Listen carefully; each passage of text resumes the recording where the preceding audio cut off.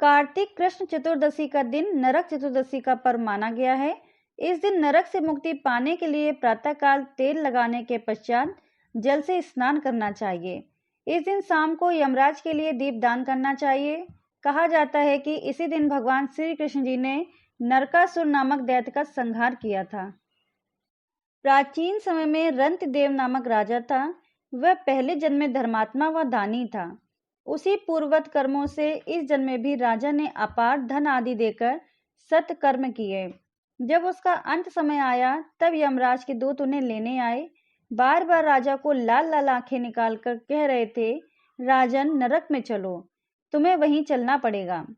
इस पर राजा घबराया और नरक में चलने का कारण पूछा। यम के दूतों ने कहा, राजन, आपने जो कुछ दान पुण्य किया है उसे तो समस्त विश्व जानता है, किंतु पाप को केवल भगवान और धर्मराज ही जानते हैं। राजा बोला, उस पाप को मुझे भी बताओ जिससे उसका निवारण कर सकूं। यमदूत बोले, एक बार तेरे द्वार से भूख से व्याकुल एक ब्राह्मण लौट गया था, इससे तुझे नरक में जाना पड़ेगा। यह सुन राजा ने यमदूतों से विनती की कि आयु 1 वर्ष बढ़ा दी जाए।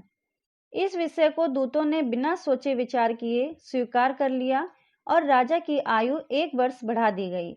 यमदूत चले गए। राजा ने ऋषियों के पास जाकर इस पाप से मुक्ति का उपाय पूछा। ऋषियों ने बतलाया, हे राजन, तुम कार्तिक कृष्ण पक्ष चतुर्दशी को व्रत रहकर भगवान कृष्ण का पूजन करना, ब्राह्मण भोजन कराना तथा दान आदि देकर सब अपराध सुनाकर क्षमा मांगना, तब तुम पाप मुक्त हो जाओगे। कार्तिक कृष्ण पक्ष की चतुर्दशी आने पर राजा नियम पूर्वक व्रत रहा और अंत में विष्णु लोक को प्राप्त किया।